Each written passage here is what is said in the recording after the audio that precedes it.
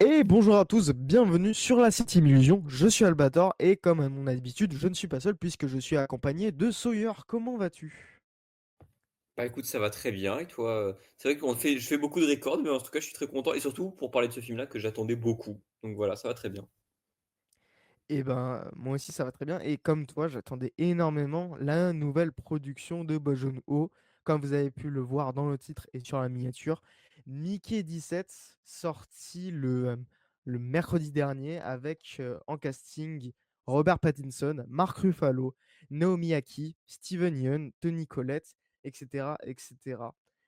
Donc, un des films, si ce n'est le film le plus attendu cette année à cause de ces nombreuses nouvelles qui annonçaient un retard du film, hein. Bon, le retard, on peut le comprendre, hein, évidemment, mais bon, on va en reparler. Et donc, pour résumer brièvement, pour Mickey, mourir est une habitude car il est un consommable engagé volontairement pour tester les dangers auxquels est soumis l'humanité. En cas de décès, il se retrouve généré avec la plupart de ses souvenirs. Mais que se passerait-il pardon, si Mickey 17 survivait à Mickey 18? Donc, Bong Joon-ho, grand réalisateur coréen de ces dernières années, Memories of Murder, récemment Okja, avant ce Mickey 17.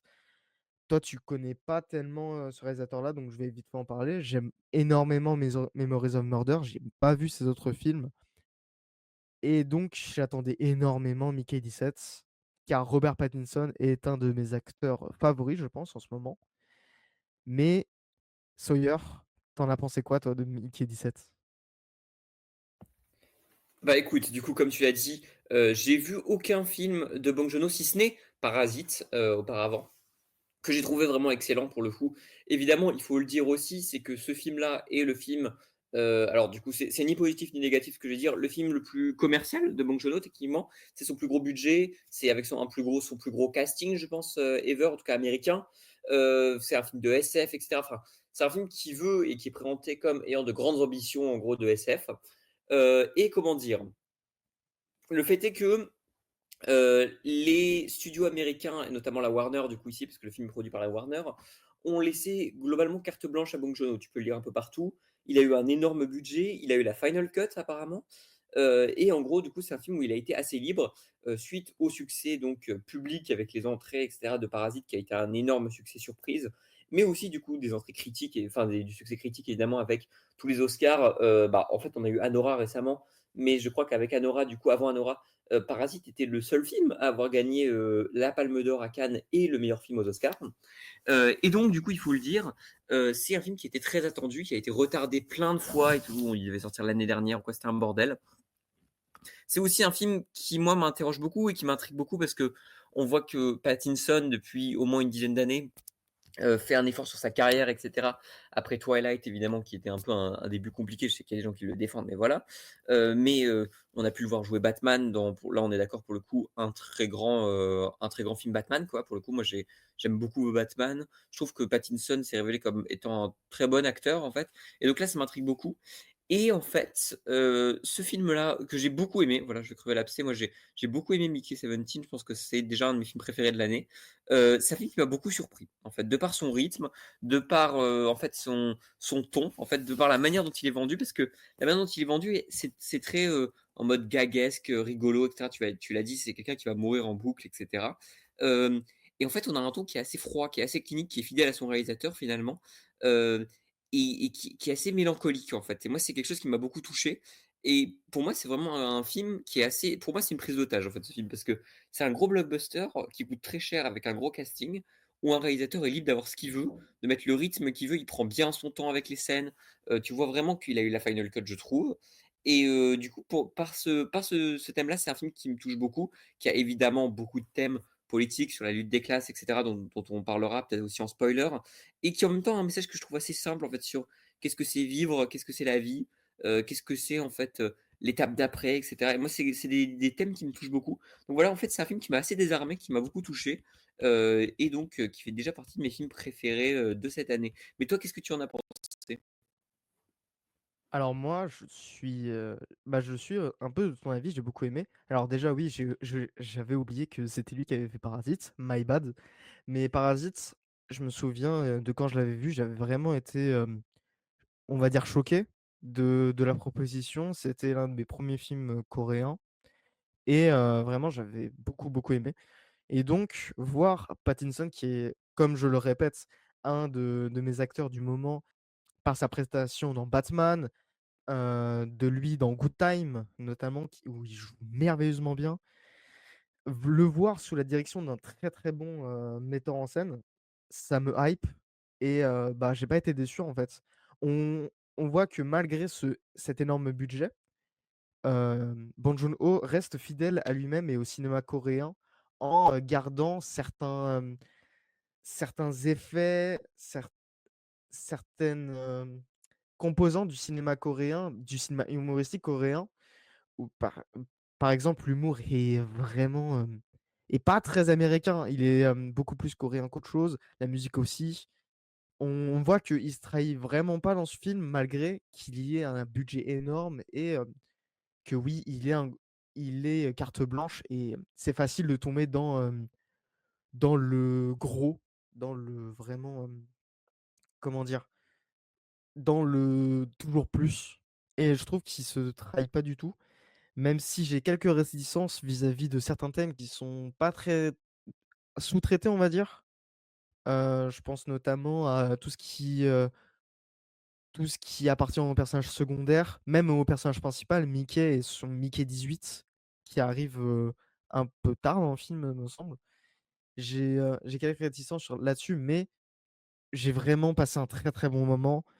On voit que ce film, et pour certains, sorti un peu trop tard, mais pour moi, il est sorti au moment où les États-Unis sont en train de subir, un certain Donald Trump.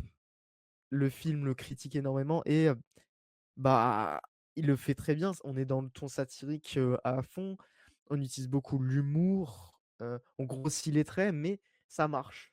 Ça marche et bah, mes attentes n'ont pas été déçues. J'ai pas du tout été déçu et c'est pas pour moi le meilleur film de l'année ni, bah, on verra dans l'avenir, mais un des gros cadors de cette année. Mais j'ai vraiment aimé ce film et j'aimerais en voir plus. C'est ce que c'est mon ressenti à la sortie. J'aimerais en voir plus de ce Mickey 17 et pour cause, il y a des trucs qui manquent. Comme par exemple, le développement de certains personnages secondaires, hein. Je vois pas s je sais pas si tu vois, mais par exemple, toute cette thématique qui est ressortie à la fin, on rentrera dans la partie spoiler plus tard, mais toute la thématique à propos de est-ce que 2 personnes qui ont le même esprit, le même physique et cetera, sont 2 personnes différentes ou non? Voilà. C'est pas très traité, mais c'est très peu présent. Pour moi, c'est traité. C'est Pour moi, c'est justement moi, le là où je peux te rejoindre sur les personnages un peu secondaires, un peu sous-traités, c'est que, par exemple, j'aurais bien aimé un peu plus de développement autour du personnage de Anna Maria Bartolomé, par exemple, que je trouve un petit peu, là, qui est intéressant, qui joue très bien d'ailleurs. D'ailleurs, je trouve mmh. qu'on peut le mettre aussi, Bong Joon-ho dirige très bien ses acteurs et je trouve que le Mickey, justement, les 2 Mickey, en fait, jouent enfin, sont super bien représentés et jouent très bien, en fait, dans le film. Heu, mais heu, mais voilà, en fait, c'est le fait est que je trouve qu'effectivement, il y a des intrigues secondaires qui sont peut-être un peu sous-traitées. Après, moi, justement, je trouve que les personnalités, ça peut être notre premier point. Je trouve que les personnalités sont intéressantes et je trouve que justement, en fait, les 2 personnes ou est-ce que c'est 2 personnes différentes? Pour moi, c'est très simple. En fait, le fait est que c'est, nos différentes personnalités, nos différentes manières, de grandir, en fait, et nos différentes manières d'évoluer. Je sais pas si tu es d'accord avec ça? En soi, je suis d'accord avec ça, mais je trouve qu'il en fait pas assez. C'est-à-dire que, bah, ça me rapporte un peu à parler de la fin, mais du coup, je vais faire ça vraiment, dans la plus grande subtilité dont je suis capable. Mais à la fin, on a un constat global qui devrait faire ressortir tout un développement dans le film, mais ce développement, il y est pas. En fait, je trouve que, là, Bong Joon-ho, il appuie énormément sur l'humour et surtout sur un thème en particulier, un énorme thème qui traite, je trouve, très bien. Mais justement, tous les autres thèmes en pâtissent. Tu parlais de Bartholomé, je suis d'accord. Il y a, des éléments qui montrent, donc, qu'elle est aussi touchée par, ce Donald Trump, qui qu'incarne Mark Ruffalo, mais on n'entre pas assez dans l'art, en fait. Et c'est pareil, pour à peu près tous les personnages, mais surtout sur Mickey lui-même. On voit qu'il y en a 2, mais on va jamais vraiment questionner, l'existence humaine comme il aurait fallu, je pense, le faire. Mais encore une fois, mon constat, il est positif, hein. J'ai vraiment beaucoup aimé, surtout sur le message de Trump. Le film, on sent déjà qu'il a été, fait par, quelqu'un qui est extérieur aux États-Unis, vu que, il y va à fond dans, sa manière de dépeindre le personnage. Mais, est-ce que le dépeindre autant, tout le temps, sans prêter vraiment attention aux autres, c'est un choix artistique, donc qu'on fait exprès d'appuyer sur cet énorme personnage-là pour, hem, écarter les autres, pour montrer qu'il est omnipotent et que c'est lui le gros problème? Ou est-ce que c'est vraiment un manque de Bong Joon-ho de vraiment développer tout ce qui est autour de lui? Donc dans ce vaisseau, on a des personnes, des personnes qui sont, de la communauté LGBT, des, personnes racisées aussi, mais voi pour moi, vraiment, je trouve qu'il en fait à la fois trop et pas assez vis-à-vis de ce personnage-là. J'aurais adoré vraiment qu'il puisse, montrer vraiment les ravages, comme il le montre aussi, mais, pas assez pour moi, les ravages de sa secte et d'une certaine opposition qui est suggérée parfois, mais pas assez. Voilà, pour moi, le constat pour moi de ce film, c'est trop, mais pas assez finalement. Car, oui, c'est très intéressant de qu'un réalisateur étranger questionne, le président des États-Unis via un film qui est produit aux États-Unis avec un casting quasiment, qu'américain ou au moins, des personnalités, du cinéma américaine, hein. On a Robert Pattinson, Steven Yeun et cetera. Mais mmh, pour moi, il y a un manque au niveau de ce film, je le reconnais, mais toi, t'en penses quoi de ce message sur, Donald Trump? Bah, écoute, c'est intéressant. Beaucoup de gens vont dire que le message est grossier, et cetera, que c'est mal foutu. Moi, c'est quelque chose qui m'a justement plutôt fait marrer et je trouve que le cinéma de Bong Joon-ho n'a jamais été très subtil sur son message et sur ce qu'il veut faire passer. Tu parlais aussi du fait que le film soit trop, enfin, peut-être que le Mickey arrive trop tard, justement, le Mickey machin. Moi, je trouve justement que justement, j'aime bien le fait que le film prenne son temps, en fait, que le film soit assez lent, qu'il joue justement sur cette attente, ce truc de qu'est-ce qui va évoluer. Le film, je sais jamais trop où il va m'emmener, en fait, même si je vois à peu près le discours qu'il veut développer, peu à peu et je trouve que ça marche vraiment bien, en fait. C'est un truc que je trouve vraiment bien foutu dans le film et évidemment, ce qui va être reproché dans le discours du film, ça va être, peut-être le fait que ce soit un peu trop grotesque, notamment avec le personnage de Mark Ruffalo, qui peut, faire un petit peu, trop parfois. Moi, je trouve que Mark Ruffalo est justement excellent dans le film, mais voilà et justement, en fait, pour moi, il y a ce truc d'outrance et de trucs et finalement, en fait, je trouve que le ce qui est terrible, c'est que le film n'est pas si outrancier que ça, parce que quand tu vois ce qui se passe aux États-Unis actuellement, pour moi, c'est un film qui est à la fois assez optimiste et à la fois assez nihiliste. C'est ça qui est assez fou. On en parlera dans la fin aussi, mais moi, je trouve que j'ai été touché, en fait, par ce personnage de Robert Pattinson et en même temps, justement, qui est un personnage qui essaie de survivre dans ce monde qui est assez clinique, assez froid et tout le ton du film va être comme ça, en fait. Je sais pas ce que tu as pensé du ton du film. Moi, je l'ai trouvé assez froid et je trouvais que ça a marché bien avec, bah, le la sympathie que tu avais pour le personnage de Pattinson, finalement. Bah, moi, dans le ton du film, je relève surtout que c'est une grande satire. Du coup, il y a un ton toujours très décalé, mais comme tu le dis, en fait, c'est assez froid de sorte à ce bah, il soit un peu seul. Il est seul ce Mickey. Il y a que sa meuf, même son meilleur pote, il lui parle quasiment pas dans le film, à part pour une question qui revient sans cesse: «Ça fait quoi de mourir?» Donc on a toujours ce truc d'un retour du racisme, qui est, très présent dans le film donc via cette question où, Mickey est une minorité dans ce vaisseau puisque c'est le seul à être un remplaçable, un expendables, donc qui vit la mort énormément de fois et cetera et qui se retrouve seul là-dedans avec comme seul soutien, sa meuf, qui l'aime et qui, comme on peut le voir dans le film, le soutient dans ses pires moments.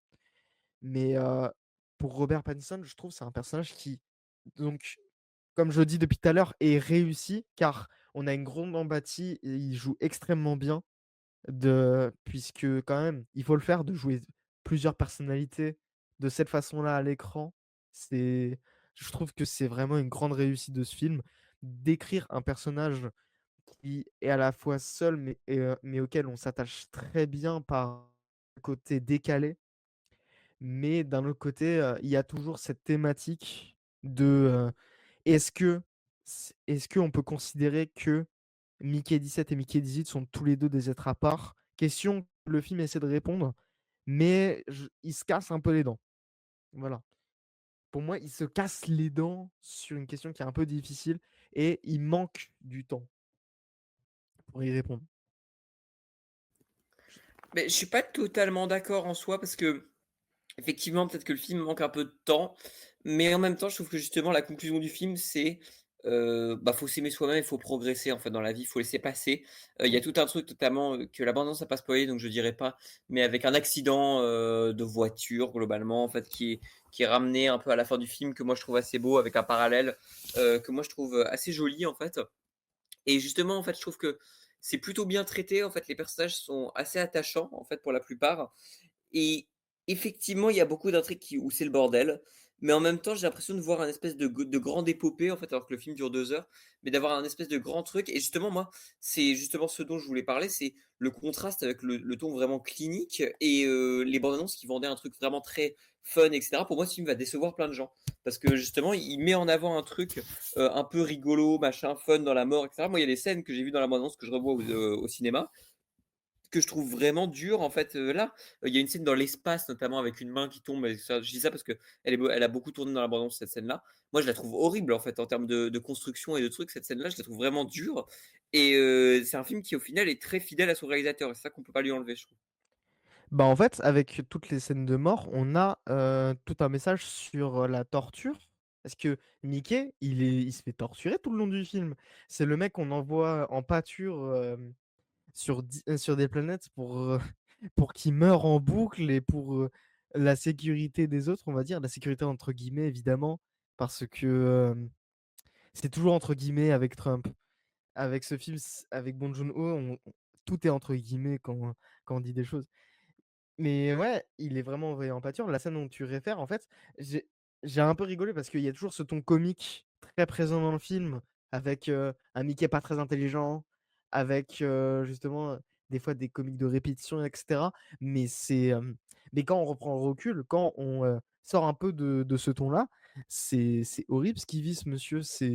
On l'envoie sur un vaisseau à des millions de kilomètres de la Terre là où il risquait de se faire tuer, pour qu'il se fasse tuer et il y a une grande ironie dans ce film que j'aime beaucoup et c'est assez fort de faire ça, mais là encore, je trouve que, encore une fois, c'est ça va devenir un running gag à force, mais il en faut un petit peu plus, mais moi, vraiment, ce que je trouvais, très, très fort à faire, c'était, bah, ce qui va se passer sur cette planète, à des millions de kilomètres, de chez nous, de tout ce qu'en fait, le film va proposer à partir de là, à partir de cette découverte-là. Donc, durant toute sa deuxième partie, me semble, ou au moins dans son, dernier acte. Je sais pas ce que tu en penses toi, mais, j'avais trouvé ça très réussi, mais, il nous Alors nécessite on peut de passer en passer partie spoiler si tu veux, hein, mais voilà. Voilà, donc partie écoutez partie spoiler, spoiler.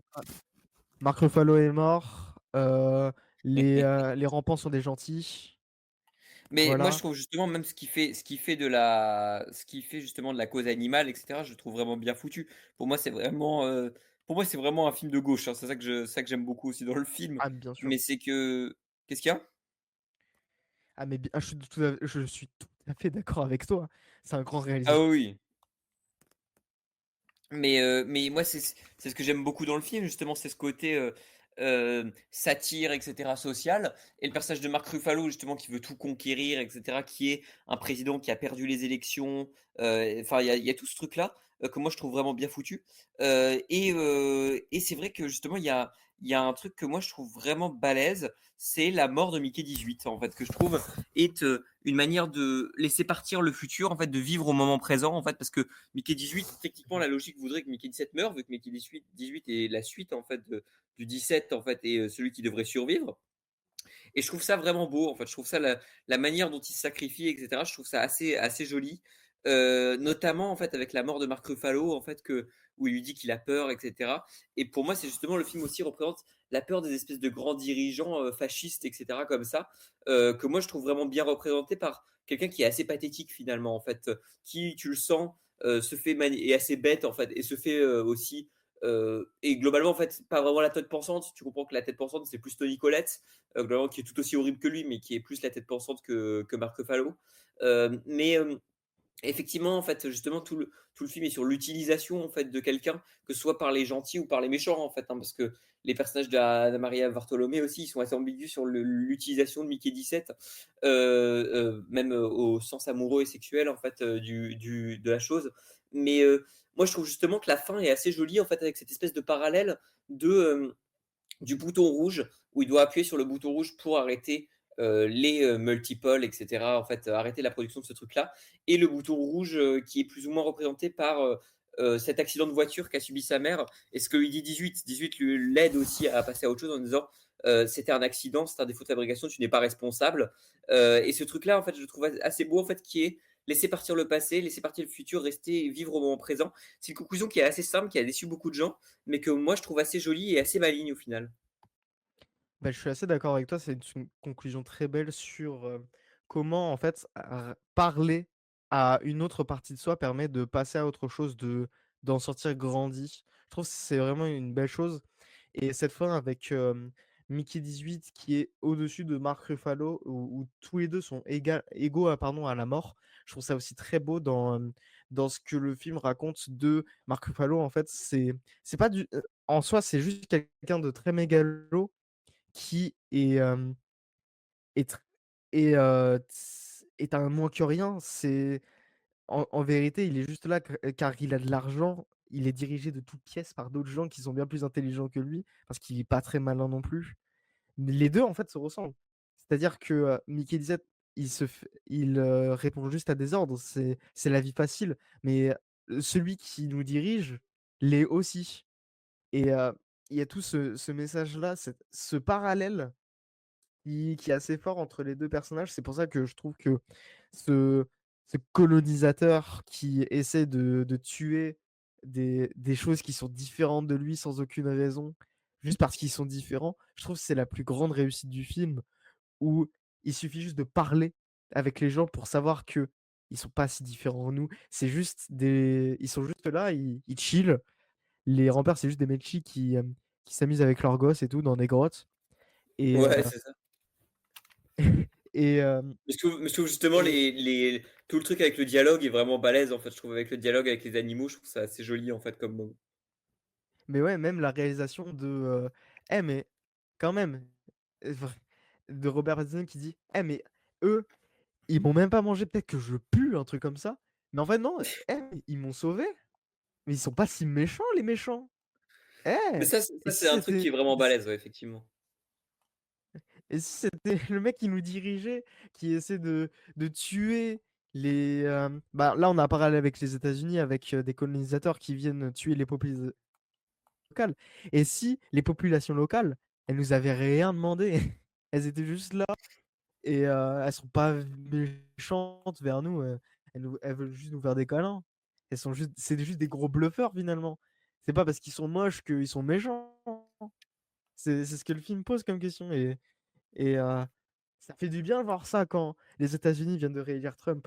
On avait déjà parlé pour Bah, Présence, mais c'est d'autant bien plus de que c'est la voir, bah, oui, mais d'autant plus que c'est la peur de l'étranger et cetera le truc et ils l'ont dit en fait, le fait est que oui, il y a quelque chose que je trouve assez joli dans le film en plus, c'est le fait que ce soit La peur de l'étranger et que ce soit un réalisateur coréen, en fait, qui fasse un truc comme ça aux États-Unis sur un président américain. Ouais, moi vraiment le fait que ça soit un réalisateur étranger qui fasse ça vraiment, ça ça apporte quelque chose puisque c'est un regard beaucoup plus, étranger parce que je pense pas que Bong Joon-ho soit, un votant aux États-Unis, soit autant impliqué qu'un Américain dans la politique états-unienne.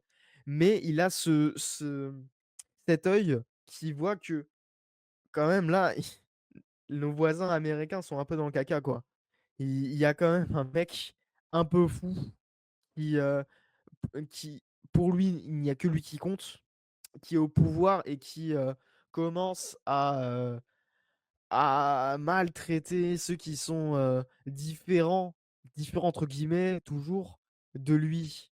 Il y a ce message, il y a ce ton-là qui marche très, très bien dans le film et qui est vraiment pertinent, je trouve. C'est, j'aime beaucoup, j'aime beaucoup.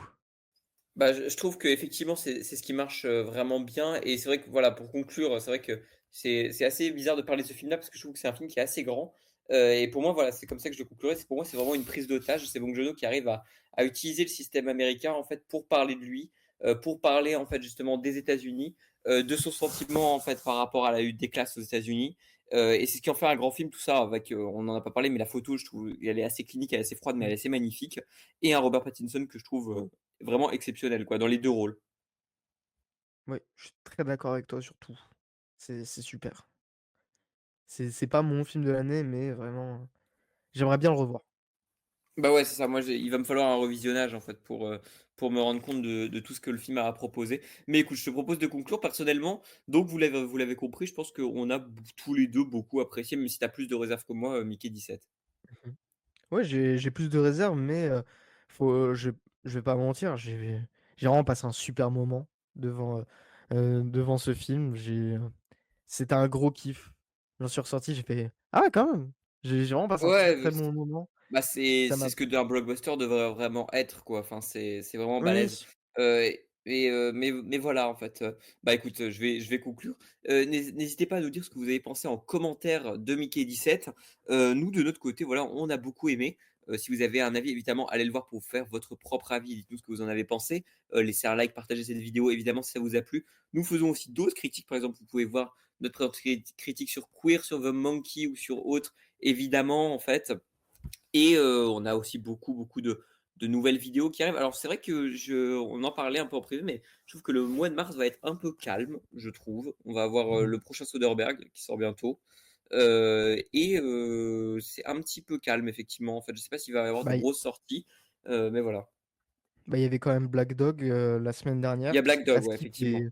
est super. Ouais, J'ai pas pu le voir mais tu as pas malheureusement. pu aller voir. On se N'est-ce demande pas? pourquoi. N'est-ce pas, hein? Tous les Les gens chroniqueurs savent. Ouais, les gens qui nous suivent pas sur Twitter et Instagram vont rien comprendre, mais c'est pas grave, ça sera une private joke. Mais écoutez, n'hésitez pas à vous abonner et attendez de prochaines vidéos, mais à la prochaine tout le monde. En attendant, on se dit ciao, ciao, salut! Bisous.